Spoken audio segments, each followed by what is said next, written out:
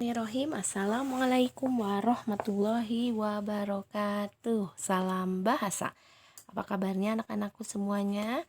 Alhamdulillah, subhanallah, masya Allah, tabarakallah. Mudah-mudahan kita semua berada dalam keadaan sehat walafiat. Amin, amin, Allahumma amin. Anak-anak, alhamdulillah pada hari ini kita dapat bertemu kembali dalam pembelajaran bahasa Indonesia. Ya, insya Allah pada hari ini kalian akan belajar materi mengenai menyajikan informasi penting dalam bentuk infografis.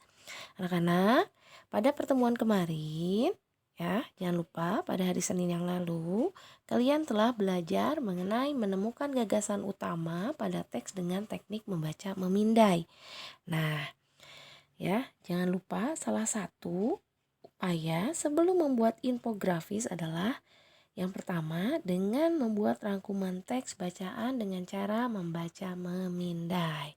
Ya, kemudian ingatkan sekali lagi, ingat ya, teknik membaca memindai adalah teknik ya membaca dengan cara cepat. Jadi hanya mencari kata-kata kunci ya. Jangan lupa teknik membaca memindai ini kita gunakan ketika ingin menemukan informasi tertentu. Contoh ya. Nah, dalam misalnya hari ini tadi ketika kalian melihat jadwal pelajaran, kalian ya tidak membaca dari hari Senin sampai hari Jumat, tidak, tapi hanya melihat hari Seninnya saja. Nah, itu yang dipakai adalah teknik membaca memindai. Nah, setelah kalian menemukan gagasan utama pada teks dengan teknik membaca memindai, kemudian kalian membuat rangkuman teks tersebut. Nah, kalian bisa menyajikan informasi penting yang sudah kalian cari dan rangkum dengan teknik membaca memindai ini dalam bentuk infografis ya. Nah, infografis itu apa? Infografis adalah bentuk penyajian informasi yang sederhana dengan teks tambahan ilustrasi yang menarik agar mudah dipahami dengan cepat oleh pembaca. Nah, anak-anak, jadi infografis ini dibuat untuk mempermudah pembaca dalam memahami informasi yang ingin disampaikan oleh penulis dengan lebih mudah dan cepat. Kenapa si infografis ini bisa memudahkan pembaca dalam memahami informasi yang ingin disampaikan oleh penulis dengan lebih mudah dan cepat? Karena dalam infografis ini anak-anak ya ada tambahan ilustrasi yang menarik, kemudian teksnya di sana, informasi pentingnya itu hanya kata kuncinya saja. Nah, di sini kunci utama dalam membuat infografis adalah konsep penyajian informasi dengan ilustrasi yang menarik, ya. Nah, terus yang selanjutnya, bagaimana cara membuat ya atau menyajikan informasi penting dalam bentuk infografis? Yang pertama mudah. Tadi Bunda Nen sudah menyebutkan. Silakan baca teks non-fiksinya dengan teknik membaca memindai. Ingat ya, teknik membaca memindai ini dilakukan untuk mengetahui informasi yang hanya ingin kita ketahui saja sehingga lebih cepat dan efisien. Nah, ya, kemudian setelah membaca teks non-fiksi dengan teknik membaca memindai, kalian membuat rangkuman. Rangkumannya dibuat dengan baik, yaitu mencakup atau meliputi keseluruhan informasi namun disajikan dengan ringkas tanpa mengurangi ya ataupun menambah informasi yang ada dalam teks non-fiksi tersebut. Nah, tapi membuat rangkuman itu diringkas ya. Nah, kemudian yang kedua, setelah kalian membuat rangkuman teks ya, ingat rangkuman teksnya itu harus disajikan dengan baik, yaitu mencakup keseluruhan informasi namun disajikan dengan ringkas ya. Jadi kalau misalnya teks non-fiksinya ada 3 paragraf, ya rangkumannya bukan 3 paragrafnya kalian salin ulang, bukan. Tapi hanya 1 paragraf saja, tapi mencakup keseluruhan informasi. Nah, yang kedua baru kalian pilih informasi penting yang akan disajikan di dalam infografis. Informasi pentingnya yang mana saja. Jadi informasi penting ya, hanya informasi penting, tidak usah dengan yang lain-lain. Kemudian, nah ini ya, contoh infografis ya. Nah, yang ketiga, setelah kalian memilih informasi penting yang akan disajikan dalam infografis, silahkan buat infografisnya itu di kertas ya, atau buku. Tapi paling bagus sih kertas ya. Kemudian sajikan dengan gambar atau pewarnaan yang sesuai agar menarik. Nah, anak-anak ya, tadi kalian sudah melihat contoh infografis. Nah, Bu Nenden sajikan sekarang. Di sini ada contoh infografis mengenai mencegah demam berdarah dengan 3M plus. Plus ya, bahasa Inggrisnya plus. 3M plus. Nah, di sini lihat anak-anak, infografis mencegah demam berdarah dengan 3M plus ini sebenarnya ya, teksnya itu panjang ya, kurang lebih ada 3 paragraf. Kalian ingat ya, yang waktu di tema 6 ada mencegah bahaya demam berdarah. Nah, lihat di sini bisa dikatakan bahwa infografis ini, ingat, sangat menarik ya, karena data disajikan dengan teks tambahan, ilustrasi yang menarik tanpa mengurangi ya informasi penting yang ingin disampaikan. Lihat di sini. Yang pertama adalah informasi mengenai demam berdarah dengue atau DBD. Apa pengertiannya? Jadi demam berdarah dengue atau DBD adalah demam yang diikuti dengan pendarahan, makanya disebutnya demam berdarah. Jadi kemudian disampaikan bahwa DBD ini anak-anak ya ditularkan. Jadi DBD ini disebabkan oleh virus dengue yang ditularkan melalui gigitan nyamuk Aedes aegypti. Ya, Aedes aegypti itu yang belang-belang, hitam putih. Ya. Nah, apakah ini sudah cukup informasi mengenai demam berdarah? Sudah cukup ya. Kemudian di sini baru ke pencegahan demam berdarah dengan 3M plus. Anak-anak, demam berdarah ini ya, ingat, termasuk penyakit yang berbahaya karena bisa menyebabkan kematian dan sering menyerang Indonesia karena Indonesia termasuk daerah tropis ya.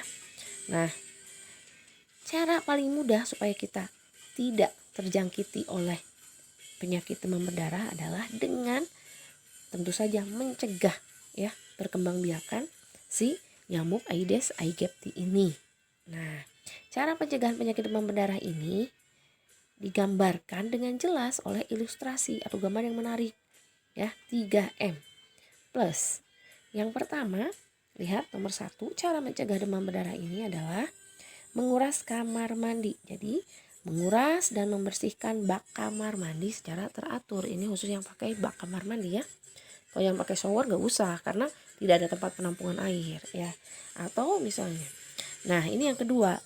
Nah, jikalau kalian pakai shower tidak ada bak kamar mandi, tapi kalian punya tempat penampungan air. Nah, kalau di sini ya gentong ya, besar ya. Kalau sekarang mungkin yang lebih praktis lagi pakai toren ya, penampung air. Yang kedua, cara mencegah demam berdarah dengan 3M plus adalah menutup tempat penampungan air agar tidak menjadi sarang nyamuk. Tuh, jelas ya. Kemudian yang ketiga, nah, mengubur barang bekas di dalam tanah. Jadi anak-anak, ketika kita menggunakan suatu barang, itu pasti ya ada sampahnya. Ada yang bisa didaur ulang atau yang tidak. Nah, barang bekas ini yang bisa menampung air harus dikubur di dalam tanah. Supaya apa? Si barang bekasnya itu ketika musim hujan seperti sekarang ini tidak bisa menampung air, dan air di dalam barang bekas itu menjadi tempat hidup si nyamuk Aedes aegypti. Ya, jelas ya. Nah, tapi walaupun si barang bekas ini bisa dikubur di dalam tanah, sebaiknya mengubur barang bekas ini diikuti dengan kegiatan daur ulang. Ya, jadi kalau bisa daur ulang, tapi kalau tidak bisa baru dikubur di dalam tanah. Nah, yang terakhir, plus yang dimaksud adalah, lihat di sini, menghindari gigitan nyamuk. Ya. Caranya bagaimana? Oh, banyak ya. Menghindari gigitan nyamuk bisa memakai cara tradisional. Contohnya kalau tidur. Kalian suka lihat kan kalau di kamar tidurnya ada ranjang pakai kelambu. Yang kain tipis itu loh ya, nyamuk gak bisa masuk. Kemudian apalagi kalau banyak nyamuk, Bu, pakai raket ya, nyamuk yang listrik itu buat bunuh nyamuk efektif. Misalnya kalau kalian kurang praktis, kayaknya aku mau pakai obat nyamuk, silahkan. Ada yang ya tanpa asap, ada yang masih dibakar terus menghasilkan asap. Kemudian ada lagi cara yang lebih praktis, kalian bisa mengoleskan lotion anti nyamuk. Nah itu kan yang modernnya. Kalau tradisionalnya kalian bisa mengoleskan minyak sereh ya, bukan sirih, sereh, lemongrass. Nah itu kan ada ekstrak minyaknya. Nah itu mencegah gigitan nyamuk ya. Mudah saja. Selain tadi 3M, yang pertama menguras kamar mandi, yang kedua menutup tempat penampungan air, dan ketiga mengubur barang bekas, kita juga bisa menghindari gigitan nyamuk ya. Udah jelas ya. Jadi infografis di sini bisa menyajikan informasi ya, menyajikan informasi dengan lebih mudah dipahami dan lebih cepat karena ada tambahan teks ilustrasi yang menarik. Nah, kita lanjutkan. Nah, di sini silakan ada infografis ya mengenai tips sehat di musim hujan. Wah, ini sangat sesuai ya anak-anak dengan kondisi ya. Sekarang cuaca kita sedang menghadapi musim hujan. Jadi, silakan kalian temukan informasi yang terdapat pada infografis ini. Ya, udah jelas yang pertama apa, yang kedua apa, silakan dalam bentuk kalimat atau informasi penting. Tulis judulnya dulu, yang pertama adalah tips sehat di musim hujan.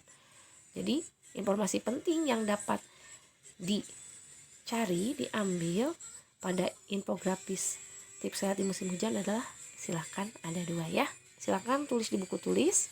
Itu tugas yang pertama, latihannya. Yang kedua, nah, silakan buka buku pena 6D halaman 55. Di sana ada latihan soal subtema 2.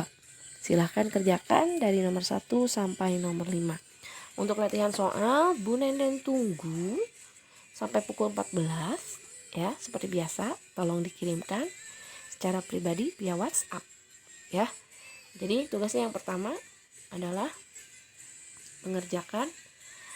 menemukan informasi infografis tips sehat di musim hujan ya. Jadi cuma ada 2 informasi pentingnya. Yang kedua adalah mengerjakan latihan soal subtema 2 halaman 55 di buku pena 6D.